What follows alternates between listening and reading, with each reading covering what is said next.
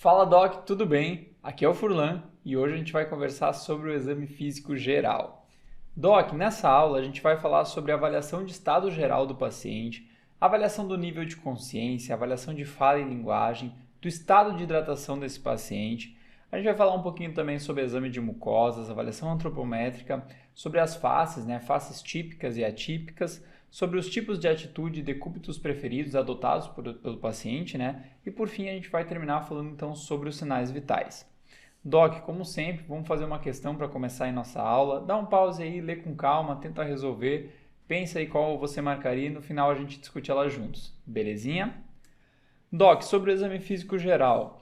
Lembrar então que ele é a primeira etapa do exame físico e ele vai compreender aí a ectoscopia do paciente. De modo geral, o exame físico ele é dividido em exame físico geral e exame físico segmentar, Então, o exame físico geral aqui ele antecede, o exame físico por segmentos.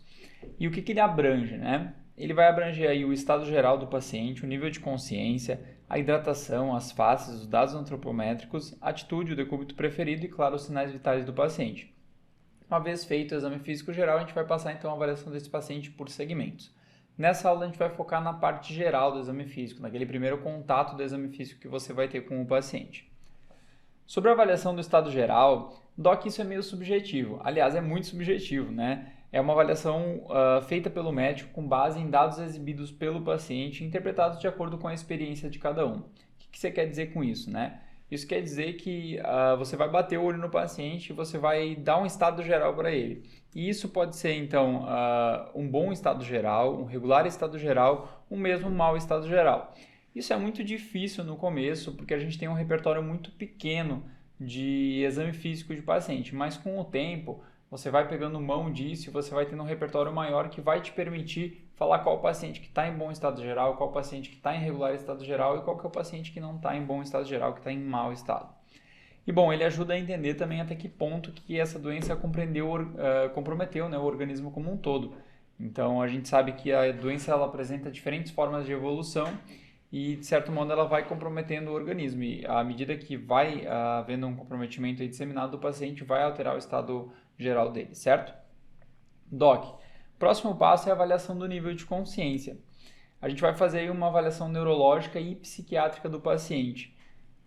Existe um indicador, o nível de consciência ele é um indicador das fases entre o estado de vigília e o coma. O estado de vigília é o paciente totalmente acordado e o coma é o paciente totalmente rebaixado, O nível de consciência ele vai ser o indicador dessa graduação entre esses dois extremos. A gente tem alguns termos que a gente utiliza aí para botar no nosso prontuário e para graduar esse paciente. O primeiro deles é a obnubilação, É um nome difícil, mas ele basicamente quer dizer um comprometimento leve do nível de consciência e do estado de alerta do paciente. Então, é quando o paciente está um pouco mais disperso. A sonolência, então, é quando o paciente está sonolento. Você chega no quarto, o paciente está ali com sono, cochila fácil, mas ele é facilmente despertado e logo ele volta a dormir novamente. Confusão mental é aquele paciente que está com o pensamento desorganizado. Você vai conversar com ele, não sabe onde é que ele está, ele não sabe quem é você, ele não sabe, às vezes, não reconhece um familiar, ele não sabe que dia que é, que mês que é, que ano que é, e pode ou não ser acompanhado ali de alucinações, ilusões e agitações. Isso aqui é muito comum no paciente com delírio, Aquele paciente internado aí que tem alguma causa orgânica que leva, então, à agitação, à confusão mental. Torpor, então, aqui é quando você tem uma alteração de consciência um pouquinho mais pronunciada, O paciente ele desperta, mas ele vai despertar ali com estímulos dolorosos ou quando você exerce pressão no paciente, Ou faz mesmo movimentos inespecíficos de retirada, ou movimentos aos estímulos dolorosos. E a gente tem, por fim, o último nível de graduação que é o coma, Que é basicamente o paciente que não tem movimento espontâneo e também não desperta nem com estímulo doloroso. A gente acaba utilizando o coma aí para muitos pacientes que estão rebaixados e respondem a estímulos, mas essas são as definições corretas. E como que a gente vai fazer isso, uma vez que é tão subjetivo? Existe a escala de coma de Glasgow. Inicialmente ela foi pensada então para avaliar pacientes vítimas de TCE, o paciente com trauma crânioencefálico, mas hoje a gente utiliza para avaliar o paciente com rebaixamento de nível de consciência também, uma vez que ela permite uma avaliação objetiva do nível de consciência. O propósito dela, claro, é sistematizar e tornar mais objetiva a avaliação do nível de consciência. E ela se baseia em 3 parâmetros principais: abertura ocular, resposta verbal e resposta motora. Aqui eu botei uma tabelinha para a gente ter como que funciona a pontuação. mas basicamente isso é uma coisa que sempre que você for avaliar você pode consultar, não é uma tabela que você precisa decorar, mas você precisa ter em mente. Basicamente a abertura ocular vai pontuar 4 pontos, então pontuação máxima é quando o paciente está com abertura ocular espontânea, perde um ponto quando ele abre o olho apenas com estímulo sonoro, quando você vai lá e mexe, ô seu João, Dona Maria, e ele abre o olho. Quando ele nem com estímulo sonoro ele desperta apenas com estímulo de pressão ou estímulo doloroso vai pontuar 2, e se mesmo com estímulo doloroso ele não tem abertura ocular, ele vai fazer apenas um ponto. A próxima avaliação é a resposta verbal. O paciente ele pode estar orientado, pontuando 5 pontos, confuso, pontuando 4 pontos. Ele pode verbalizar palavras soltas, então palavras aleatórias, fora de contexto, vai pontuar 3 pontos. Pode verbalizar sons ou sons incompreensíveis, né? vai pontuar 2 pontos. Ou não ter nenhuma resposta verbal, mesmo que você chame o paciente, tente conversar com ele, isso a gente vai pontuar 1 ponto. A próxima, né, e última, é a resposta motora. Então, basicamente, a gente tem 6, que é a maior pontuação aqui, que é quando o paciente obedece comandos. Quando você pede para o paciente, levanta a mão, levanta o pé, se o paciente está obedecendo, então ele pontua 6. Paciente que só localiza o estímulo pontua 5. Quando o paciente tem uma flexão normal, que é a famosa localização da dor aqui, a gente vai pontuar 4, né? A localização não, né? Você faz um estímulo e o paciente tem uma flexão normal. O próximo, então, na flexão anormal, o paciente vai pontuar 3. Na extensão anormal, o paciente pontua 2 e quando ele não tem nenhuma resposta motora, ele pontua 1. Basicamente, a gente considera TCE leve quando o paciente tem de 13 a 15 pontos, o TCE moderado de 9 a 12 e TCE grave de 3 a 8. Lembrando que ela é uma escala feita para o trauma, mas a gente acaba utilizando aí em contexto de paciente de rebaixamento de nível de consciência. Por fim, aqui embaixo, vocês vejam que a gente tem a resposta pupilar. Quando você tem uma resposta inexistente, você retira 2 pontos. Quando tem uma resposta unilateral, retira 1. E quando a resposta é bilateral, fica 0. Doc, essa é uma mudança recente da escala de Coma de Glasgow, mas ela ainda não foi incorporada pelo último ATLS, certo? Bom, sobre fala e linguagem, então aqui a gente tem algumas definições que a gente utiliza na avaliação da fala e da linguagem do paciente, né? Basicamente a gente tem a disfonia, né, que é a alteração de timbre da voz, geralmente está relacionada ao órgão fonador, né? Então, por exemplo, os exemplos clássicos aqui é a voz rouca ou a voz fanha. A dislalia, que são alterações menores de fala, muito comum em crianças que estão aprendendo a falar, né? Basicamente troca de letras, gagueiro ou mesmo ataque lalia. Doc, que o exemplo clássico é o cebolinha, né, que faz a troca aí das letras. Disartria também, né, perda de capacidade de articular palavras normalmente. E a disfasia, que é a incapacidade de utilizar as palavras de forma adequada, seja ela de expressão ou mesmo de entender o que é dito, que é a de recepção. O próximo passo, Doc, é a avaliação do estado de hidratação do paciente. Ele deve ser avaliado em todo o paciente. E a gente utiliza alguns parâmetros para isso, como a perda de peso, alterações de pele, alterações de mucosa, né, e alterações oculares. Aqui eu botei algumas imagens e alguns pontos para a gente conseguir lembrar disso. Sede, então, o paciente que está desidratado tende a sentir mais sede. Diminuição súbita do peso, aquele paciente que perdeu 1, 2 quilos em poucos dias. Pele seca, com elasticidade e turgor diminuídos. Mucosas secas também. Olhos afundados, os olhos encavados também. A gente vai conversar na próxima aula sobre exame físico de cabeça e pescoço. E a gente fala também sobre a enoftalmia, né? Quando bilateral, esses olhos encavados nos fazem pensar em desidratação. Estado geral comprometido, que a gente falou lá, né? Um paciente que vai estar irregular para mau estado geral. Excitação psíquica ou abatimento também são estados de desidratação. Oligúria, né? Que nada mais é que a redução do volume urinário. Fontanelas deprimidas também, crianças de 0 a 2 anos a gente sempre vai palpar a fontanela, quando estiver deprimida a gente pensa em desidratação.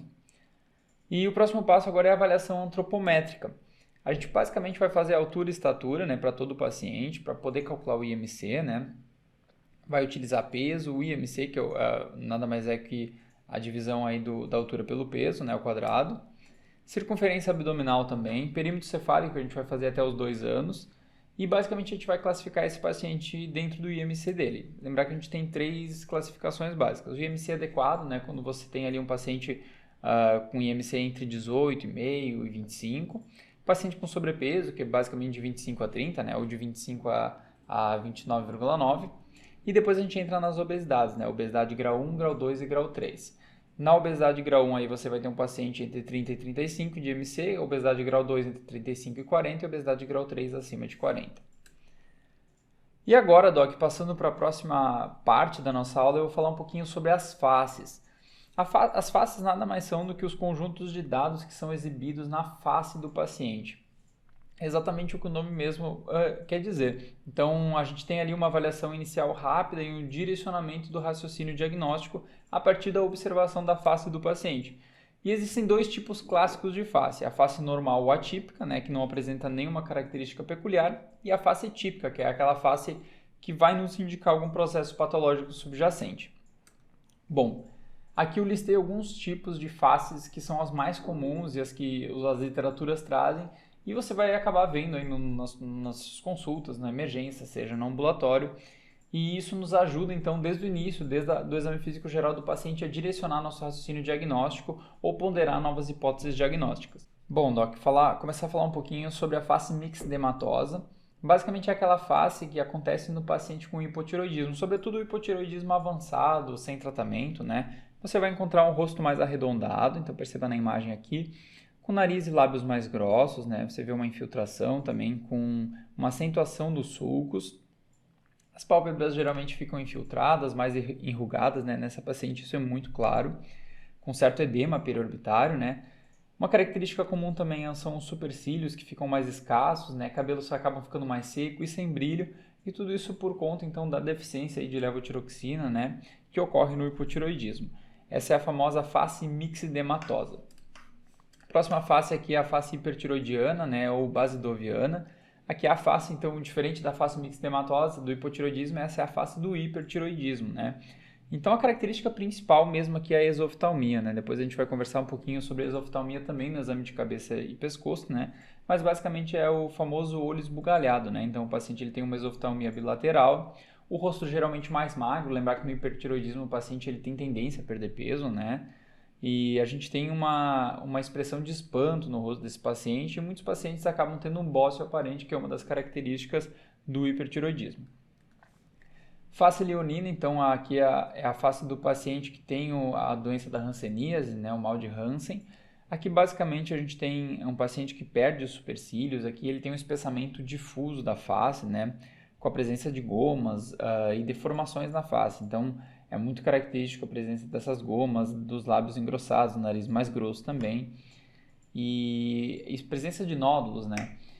Isso, felizmente, é uma face que a gente vai ver cada vez menos, né? Eu, particularmente, nunca vi um paciente com uma face leonina presencialmente, né? Porque hoje, cada vez mais, a gente faz diagnósticos mais precoces, além de que a hanseníase, ela possui uma incidência muito menor hoje do que um dia ela já foi, né? A hanseníase é a antiga lepra, né? Que foi mudando de nome por conta dos preconceitos que que os pacientes vinham sofrendo ao longo do tempo. Face acromegálica, então, é aquele paciente que tem acromegalia, né? Ocorre em pacientes que têm uma secreção aumentada de hormônio do crescimento. Lembrar que alguns ossos no nosso corpo, eles não possuem a epífise fechada, então ainda existe a possibilidade de crescimento, e pacientes que têm hormônio em excesso vão fazer crescimento desses ossos. E aqui, então, nesses pacientes a gente vai encontrar a arcada supraorbitária, então, mais saliente, né? A proeminência das maçãs do rosto também, e um grande desenvolvimento da mandíbula e do maxilar, né? Os olhos acabam parecendo mais pequenos mesmo por conta desse crescimento das outras estruturas da face.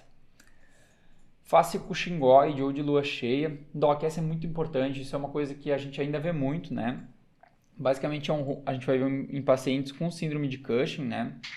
Muitas vezes pelo uso prolongado de corticoide, né? O famoso Cushing iatrogênico ou exógeno, né? Ou mesmo por doença de Cushing, quando você tem uma hiperfunção ali da suprarrenal, da produção de cortisol. O paciente ele vai ter um rosto arredondado, né, um rosto em lua cheia, vai ter uma redução dos traços faciais justamente por esse aumento mais difuso, mais arredondamento desse rosto, bochechas avermelhadas aí, e muitas vezes acompanhadas da presença de acne. Então essa é a famosa face cuxingoide ou face de lua cheia. A face da paralisia facial periférica, então aqui geralmente é uma face assimétrica, né? Como o próprio nome diz, a gente tem uma paralisia facial periférica, então o paciente ele não consegue mexer metade do rosto, né? E basicamente ele tem uma assimetria facial no lado paralisado. Qual que é a grande sacada aqui? A grande sacada é a gente diferenciar a paralisia facial periférica da paralisia facial central, né? E qual que é a grande diferença? Percebe que esse paciente ele tem metade do rosto inteiro paralisado. Em compensação, quando você tem uma paralisia facial central, que aí sim decorre, né, de acidente vascular cerebral, ou AVC, você vai ter uma paralisia mais segmentária, que o paciente ele continua conseguindo franzir a testa, né? Então a gente sempre pede para o paciente franzir a testa se o paciente está com paralisia na metade do rosto e está conseguindo franzir a testa, então a gente vai considerar aí uma paralisia central, né? Que é algo mais grave, a gente precisa intervir nesse paciente. Bom, ainda falando sobre as faces, aqui para finalizar, a gente vai falar da face hipocrática, né? Na face hipocrática nada mais é que aquela face de paciente com doença avançada, né? Paciente com prognóstico de morte, que a gente chama. É um paciente com o rosto mais pálido, magro, existe um afilamento aqui da ponta do nariz, os olhos mais fundos também, uma certa enoftalmia, ali, mais inexpressivos. Aqui orelhas frias, não só orelhas, mas as extremidades de modo geral, e uma pele mais enrijecida e seca. Então aqui pacientes, né, em fase final de vida, com prognóstico ruim, com doenças mais graves, geralmente tendem a apresentar esse tipo de face, tá? Bom, passando para a próxima parte, aqui a gente vai conversar um pouquinho sobre as atitudes voluntárias adotadas pelos pacientes. O que são as atitudes voluntárias? Nada mais são do que atitudes que o paciente adota por vontade própria. O que isso quer dizer? Muitas vezes essas atitudes, né, ou posições, são as atitudes que o paciente toma para alívio de algum sintoma. Vou começar dando exemplo aqui da atitude ortopneica, né, ou a ortopneia. Basicamente, o paciente ele se põe em posição sentada, com as mãos apoiadas na cama ou mesmo numa banqueta, para aliviar uma falta de ar que é decorrente, seja de insuficiência cardíaca, asma bronca ou mesmo ascite volumosa. Isso é muito comum, você entrar num leito de um paciente aí que está com um quadro de insuficiência cardíaca descompensada, por exemplo, e está com dispneia, com falta de ar, você vai encontrar aquele paciente sentado com a mão na maca ou com a mão embaixo, tentando respirar. Porque se ele deitar, acaba sendo pior por conta da gravidade. Então, essa é o que a gente chama de atitude ortopneica. Atitude geno-peitoral, então, ou préssima ou metana, né? É aquele paciente que ele se põe numa posição de 4 apoios e inclina o tórax em direção ao chão, né? Isso ocorre, por exemplo, em pacientes com derrame pericárdico. E por que involuntariamente, aqui a gente chama de atitude voluntária, mas acaba que o paciente ele encontra essa posição como uma posição de alívio, né? Porque isso facilita o enchimento do coração. Então você acaba, por conta de gravidade, ajudando, né, no enchimento do coração em pacientes que têm derrame pericárdico mais volumoso aí, e acaba gerando uma compressão externa e dificultando esse enchimento. A atitude de cócoras, né, ou squatting, é observada principalmente em crianças que têm cardiopatia congênita. Basicamente, é aquela criança que você vê que ela fica acrocada durante muito tempo e isso, de modo inconsciente, a criança encontrou essa posição porque tem um alívio da hipóxia generalizada que é causada pela cardiopatia. Então, basicamente, é a posição de cócoras mesmo, como o próprio nome diz. Atitude parkinsoniana. Doc, basicamente, essa atitude, como o próprio nome sugere, é encontrada em pacientes com Parkinson. E como que ela funciona? Basicamente, você vai encontrar um paciente, aqui o exemplo do paciente de pé, levemente inclinado para frente, com uma semiflexão da cabeça, né, do tronco e dos membros inferiores. O paciente ele caminha a passos curtos, então é como se ele estivesse correndo atrás do próprio eixo de gravidade, né, que fica aqui no umbigo. Então, o paciente é como se ele estivesse sempre inclinado, correndo atrás desse eixo. E aqui na mão a gente observa aquele famoso movimento de contar dinheiro, né, que é um movimento característico do Parkinson. Atitude em decúbito, então aqui basicamente o decúbito significa a posição de quem está deitado, né? Então indica a preferência do paciente no leito, desde que seja feito conscientemente, né? Isso a gente vai chamar de atitude em decúbito ou, né, para alívio de algum padecimento. Então aqui, por exemplo, é o paciente que está com derrame pleural e naturalmente ele se coloca, por exemplo, em decúbito lateral, ipsilateral ao derrame. Isso ajuda, né? Isso diminui a dispneia, então é uma posição voluntária em decúbito adotada pelo paciente. Aqui o decúbito lateral, como eu falei, direito ou esquerdo, né? Ele ocorre principalmente quando a gente tem dor de origem pleurítica, né? Ele reduz aí a movimentação dos folhetos e ajuda na dispneia em pacientes que têm derrame pleural. O decúbito dorsal, por exemplo, que é observado em processos inflamatórios ou pelviperitoneais, né? Decúbito ventral, muito comum em pacientes com portadores de cólica, né? Pacientes que estão com cólica intestinal, então às vezes virar em decúbito dorsal é uma forma de alívio. E agora, claro, né, a gente vai falar sobre as atitudes involuntárias. Até agora a gente falou sobre atitudes que o paciente toma por vontade própria, mesmo que inconscientemente. Agora a gente vai falar de atitudes involuntárias que o paciente não escolhe tomar. Atitude passiva, que é aquela que o paciente que permanece na posição em que é colocado no leito, sem que haja contratura muscular. Aqui é observada nos pacientes inconscientes ou comatosos, né? É a atitude que é encontrada em pacientes internados em leito de UTI, por exemplo, né? Sedados, enfim.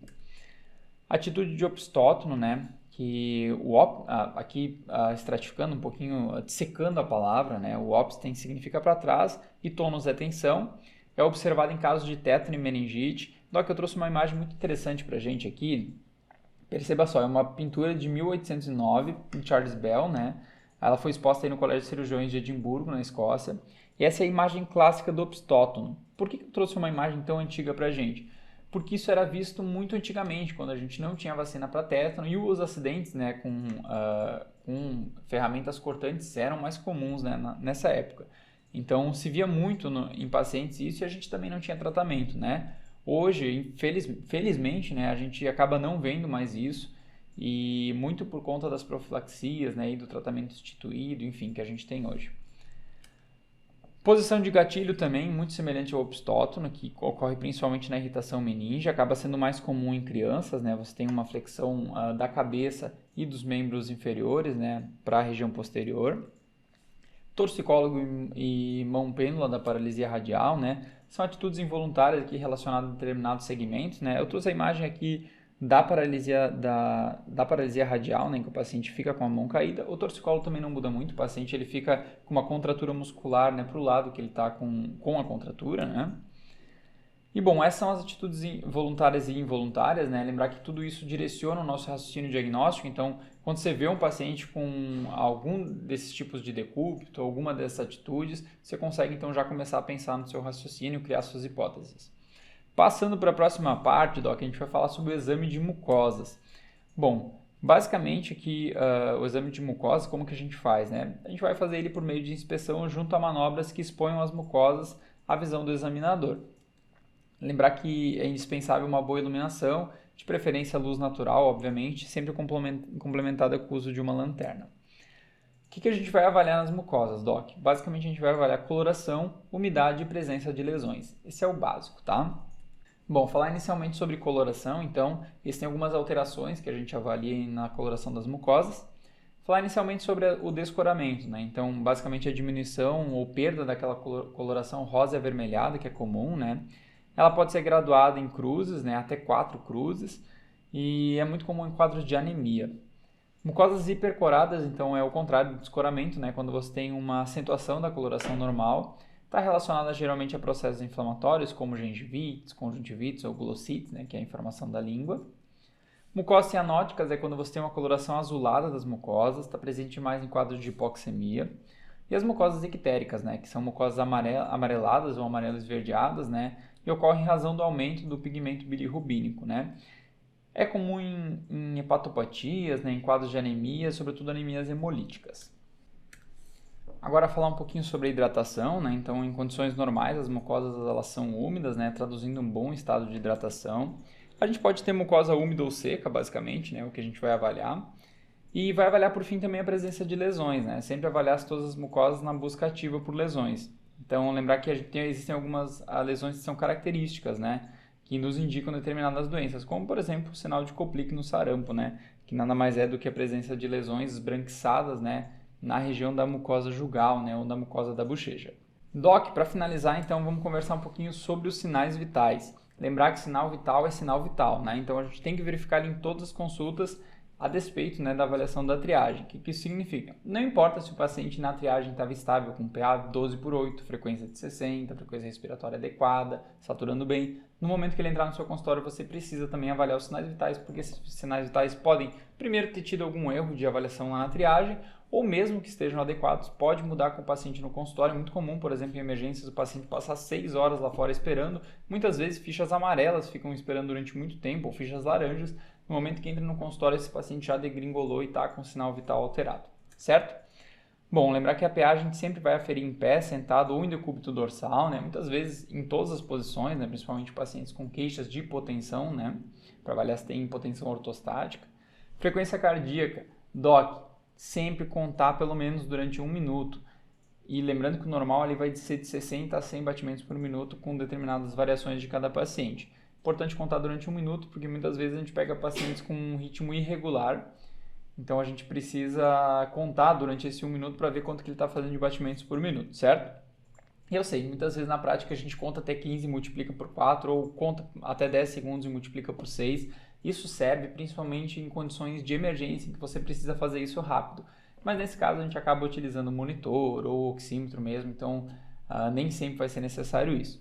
Frequência respiratória também, né, contar durante 1 minuto, né, principalmente em crianças, né. Lembrar que isso é uma discussão e a gente tem variações, né, dos valores de referência, sobretudo porque tanto a frequência cardíaca quanto a respiratória mudam conforme as idades, né. Eu estou trazendo os valores aqui padrão para adulto, né. Mas de modo geral a gente vai considerar de 12 a 20 incursões respiratórias por minuto, lembrando que isso varia de literatura para literatura. Saturação de oxigênio, a gente vai utilizar aqui o oxímetro, né? Lembrando que o normal, né, é maior ou igual a 95%, claro, né, com suas variações em determinados pacientes, como pacientes pneumopatas, né, que vão saturar um pouquinho mais baixo. E a temperatura, por fim, né, a gente vai utilizar um termômetro, né, geralmente termômetro axilar, ali considerado o valor normal ali de 35,5 a 37,5. Doc, aqui é a resposta da nossa questão, vamos ler ela junto para finalizar com chave de ouro? Sobre a avaliação então do nível de consciência, assinale a alternativa correta. Vou começar então com a letra B, né, para a gente ler primeiro as incorretas, né. Na letra B está falando que a escala de coma de Glasgow serve para classificar o grau de delírio. Falso, né, Doc? Ela avalia o nível de consciência do paciente. Letra C, classifica-se que um paciente está consciente quando ele está acordado, independente da sua adequação no espaço-tempo. Falso, né? Paciente, por exemplo, que está confuso, a gente não considera o paciente consciente, né? A gente considera um paciente com alteração do nível de consciência. Então não é independente, né? Letra D, a confusão mental ocorre quando o paciente está com um alto grau de depressão da consciência. Falso, né? Lembrar que quando você tem um alto grau, você vai ter um paciente torporoso ou comatoso, né? A confusão mental está lá no início, né? Mais próximo do estado de vigília, certo? E por fim a gente fica com a letra A, né, pensando aí que a sonolência, o torpor e o coma são graus variados de depressão de consciência, em que existe um sono normal, mas há dificuldade de despertar, certo? Doc, vamos fazer alguns flashcards então para fechar com chave de ouro. Quais que são as duas principais doenças graves em que o opstótono pode ser encontrado? Doc, lembra aquela imagem que eu trouxe, aquela pintura? As duas principais são o tétano e a meningite, e felizmente hoje a gente vê muito pouco de opstótono em pacientes com essas doenças. Face mixedematosa ocorre em qual patologia? Doc, hipotireoidismo, né? Lembrar que a gente tem as duas faces aí do hipotireoidismo, a fase basidoviana, né, que é aqueles olhos esbugalhados, e a face mixedematosa, que é pacientes com hipotireoidismo avançado. E quais que são os 3 parâmetros avaliados na escala de coma de Glasgow? 1, abertura ocular, 2, resposta verbal e 3, resposta motora. Doc, na prática, como que eu faço tudo isso na prática? Eu coloquei aqui um exemplo, né, de como que eu vou descrever um exame físico geral, né? Lembrar que a gente sempre faz o exame físico geral e depois o exame segmentar. Como que eu vou descrever então o exame físico geral? Aqui um exemplo bem simples, tá? Exame físico do seu João, por exemplo. 2 pontos, né? Bom estado geral, famoso BEG, né? Lúcido, orientado e contactuante, então avalia o nível de consciência, né? O paciente está lúcido, sabe onde é que está e está contactuante, né? Está atento. Avaliação de mucosas, né? Mucosas úmidas e coradas, o famoso MUC. Anictérico, acianótico e afebril, né? Aqui a gente faz uma avaliação de estado vital, né? Quando a gente fala em afebril. E avalia também a inspeção geral do paciente, né? O exame da pele de modo geral. Hidratado e normocorado, né? Contribuindo aqui com a inspeção geral do paciente e o grau de hidratação. Faces atípica, ou seja, não é uma face típica de nenhuma doença, é uma face atípica, né? Uma face normal, sem atitude ou decúbito preferido, então o paciente ele não tem uma posição que está adotando voluntário ou involuntariamente. E por fim os sinais vitais, né? Uma PA de 12/8, uma frequência cardíaca de 80, uma frequência respiratória de 16 e saturando 99, certo? Doc, um resuminho rápido da aula. Lembrar que o exame físico geral consiste na primeira etapa do exame físico. É uma avaliação subjetiva, né, com base nos dados fornecidos pelo paciente e depende, claro, da experiência de cada um. O nível de consciência é o primeiro parâmetro a ser avaliado, né, e ele utiliza-se, então, hoje da escala de coma de Glasgow. A avaliação da coloração de pele e de mucosas vem logo em seguida, né, juntamente com a avaliação do estado de hidratação do paciente. A face do paciente ela pode fornecer dados importantes sobre a patologia subjacente, né, bem como a posição do paciente no leito. E por fim, os sinais vitais devem ser aferidos rotineiramente, né? Senão a gente não chamaria de sinal vital. Ele é vital e precisa ser feito seja na triagem quanto dentro do consultório, independente da queixa do paciente. Doc, essas são minhas referências, muito obrigado e até uma próxima.